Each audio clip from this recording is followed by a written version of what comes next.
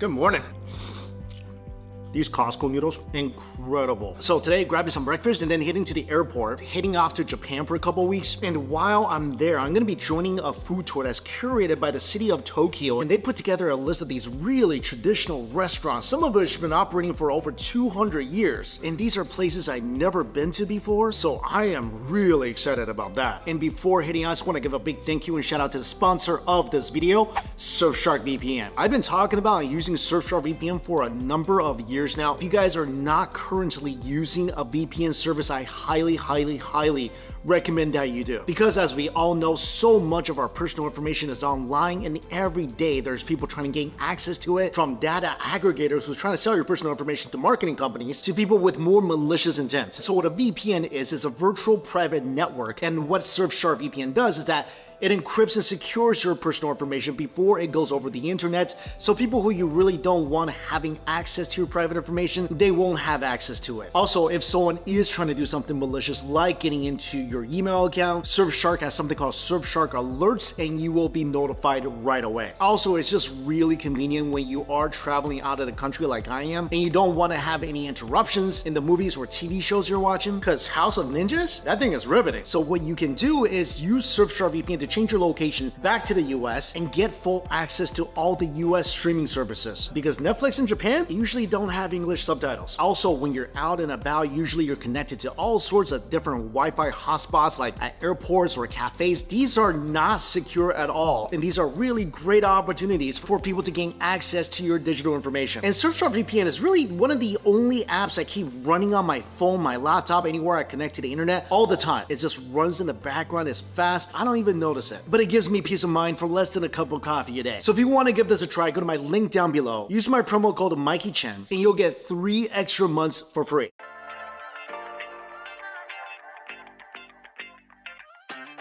Today, flying from Seattle to Tokyo on the 787. Whoa. Oh, that's useful. Toothbrush, tissues, earplugs. Oh, this is neat. A little phone rest. Also, they give you a cardigan that can only be used in the flight. And for a welcome drink, I thought this was matcha. It's not. It's a green smoothie. It's very gingery. A little peek at the menu. Whoa, the a la carte menu looks amazing. Barbecue sliced beef rice bowl, special tonkatsu flavor miso ramen. Food looks pretty good. It's a seared tuna salad with a bunch of veg, quail eggs, cheese, tomatoes, olives, and then honey mustard for the salad.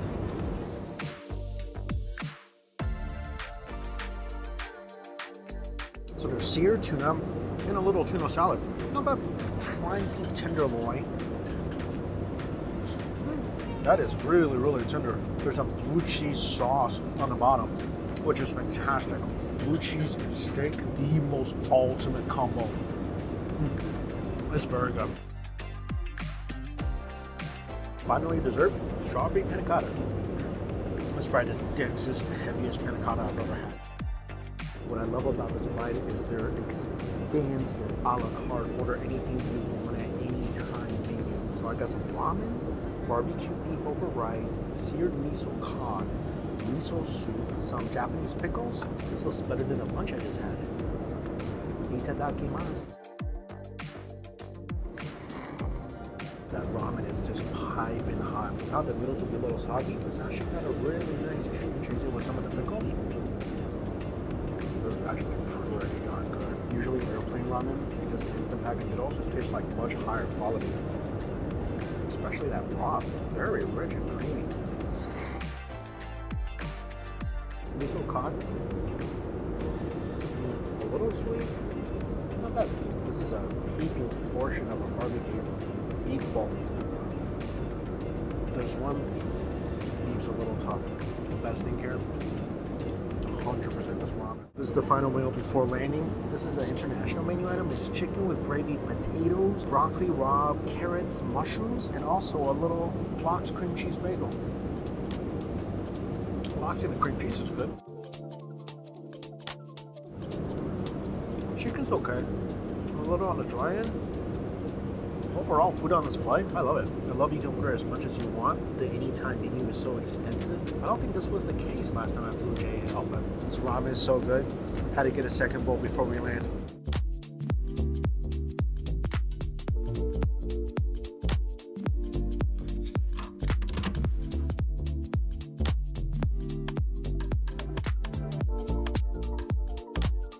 I love the amenities at Asian hotels. Comb, razor blade, toothpaste, toothbrush, hairband, skincare set. So I'm in Japan for about a week for a guided food tour. Gonna spend a few days in Tokyo, then go into the surrounding cities, and all that starts tomorrow night. I just wanna talk about the JAL business class for a minute here. This particular flight on the 787, the seats were pretty tight. I think it was the tightest JAL business class I've ever been on, but the food, I don't know when they started doing this concept where you can order whatever you want as much as you want, whenever you want it. It's amazing. The set lunch was delicious, but the anytime foods, especially the ramen, and this is a meatless ramen I'm talking about. Amazing. The fish was good. The steak was good. I loved how friendly the flight attendants were. At one point, I ordered 3 items. They didn't even blink. Also, when I ordered a bagel, they were like, you sure you want that? It's a little small. It's not even that much food. This is one of the few flights I've been on where they actively encouraged you to order more food, which I very much appreciated. Also, the goodie bag is great. Phone stand, USB cord, always welcome. To me, that's much better than getting a lip balm. So right now it's about 7 p.m. It's about 2 a.m. back home. I'm gonna unpack and either crash or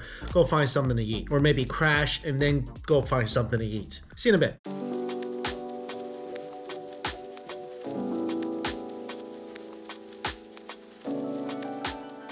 Good morning. It's about 6:30 in the morning. I want to go out and grab something to eat, and look at this. There's a 7-Eleven there, and then right there, another 7-Eleven. I'm gonna go ahead and call that a sign.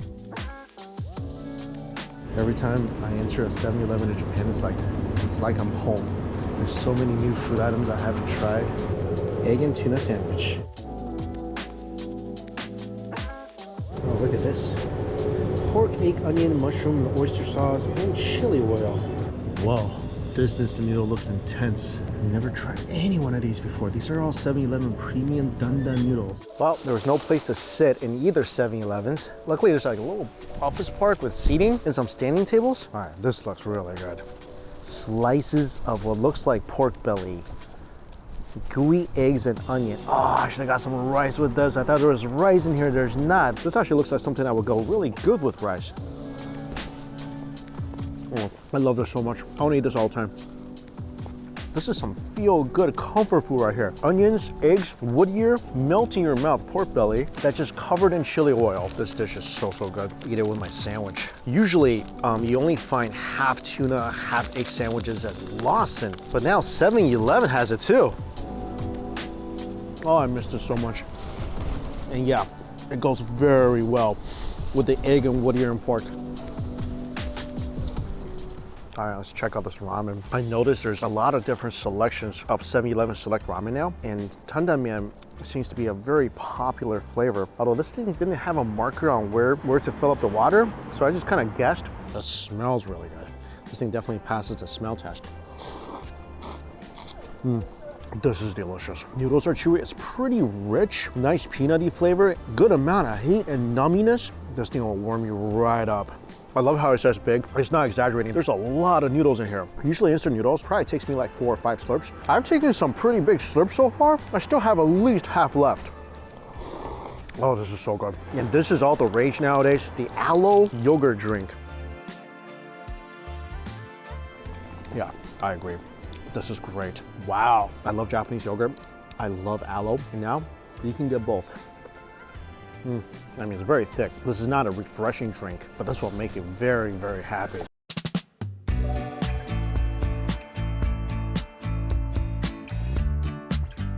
Ichinoya cuisine, I didn't know this. It's just cuisine that's based on the tradition of this surrounding area here in Tokyo. And this tradition has passed around for hundreds of years. If you don't know, all the best ingredients in Japan to this day all comes through Tokyo first. So all the ingredients in Ichinoya cooking, Ichinoya cuisine, it's all using the freshest and best ingredients in all of Japan. And today I am at a 230-year-old unagi restaurant, eel restaurant. This family has been doing eel, Ichinoya style, for 230 years. First dish, eel spine. Fish crackers, one of my favorite things. And this thing is just fried to a perfect, crunchy, crisp with the delicious umami fish flavor. First hot dish is here. This is unagi tamago. So unagi stuffed inside the tamago. This looks like a very fluffy tamago. Wow, that's like biting into an eggy cloud. This thing is so soft and fluffy, and inside it just melts in your mouth. Pure umami. This is one of the craziest tamagos I've ever had. I mean, just the insane amount of umami that's inside. Incredible. This is something I've never had before. Unagi liver. This is a lot of liver on the skewer. I mean, I assume each unagi's liver is probably this big. It seems like there's like 50 unagi's worth of livers on the skewer. Whoa, this is freaking incredible. Sweet, really smoky. Actually, it doesn't really have any organy flavor. Very clean, but it has that nice brininess. Wow, a little bit of the organy aftertaste, which I actually like. Texture is very soft, some parts of it a little chewy. You taste so much of the seafood umami in the liver. This is absolutely incredible. Love this.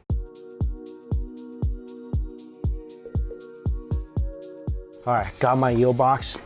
This looks, first of all, so beautiful. It's just glistening, this golden sheen. As you're picking it apart, you're already smelling that beautiful fire that they cooked this over. And the sweet kabayaki sauce that's on top of the eel. This is absolutely incredible. Eating this just kind of puts you in like almost like a culinary trance. The flavors that you're tasting, it's so rich and deep. Hint of sweetness, a ton of smoky flavor. Eels is so soft. There's still little bones inside that you can just go ahead and eat because those are very delicate as well. The texture is just, it's almost like the cotton candy of fish. When the eel touches your tongue, it just dissolves. The rice soaks up some of that delicious sauce, and it's a perfect complement because the eel is just fantastically flavorful. I mean, it's just pure flavor essence. That's all it is. Eel is such a delicate fish. It's easy to overcook it or undercook it, and the way they do it is just absolutely masterful. Just a perfect texture. You pick it up, put it on your tongue, and just let it dissolve. Barely need to chew this. So I never actually added any peppercorn on my eel before, but they said this is a really common way. Little numminess on the tongue. Oh, that goes really good with that sweet fatty eel. And that's the other thing. This thing is so fatty and nice. After the eel goes down the hatch, you get this really nice silky layer of fat that's left on your tongue. Over 200 years of tradition. This thing is just pure perfection. Those are so good too. Such a wonderful kelp flavor.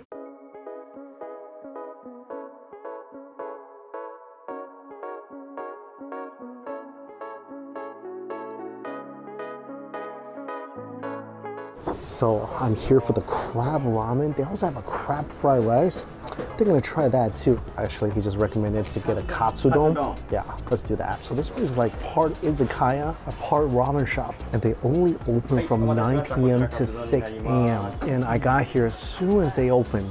And I got two of their most popular dishes. The first is Kani ramen, which is a crab ramen sitting in a thick, eggy broth with a couple of snow crab shells on top. First things first, itadakimasu. This is such a fun touch with the crab shells on top. Inside, this is Japanese snow crab. So wavy, medium thick noodles, and the broth is very rich and eggy as well. My first taste of ramen whenever I'm in Japan always gets me so excited. Oh, it smells so good. Awesome. The broth is a mix of chicken and crab. A little sweet, very rich, extremely deep flavors, and the egg adds to the richness and the creaminess of this broth. The thick broth clings to the noodles very well. It's thick, it's flavorful, a little sweetness from the crab, and this thing is just packed full of umami flavor. I taste a little alcohol in the broth, and I asked him, he puts sake in the broth, which gives it that nice X factor.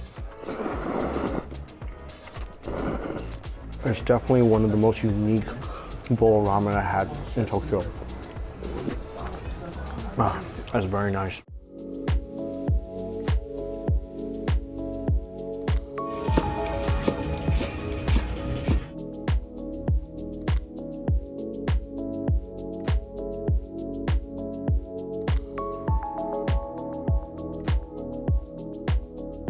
Their second most popular dish, katsudon over gooey eggs. Oh, the katsu is nice and crispy.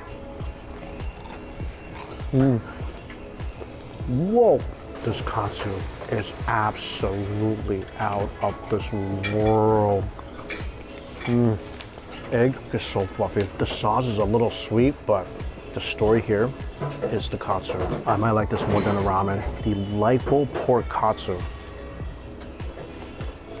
So crunchy on the outside. The pork is juicy. The tartar sauce is sweet. It's smoky. It goes perfect with the rice.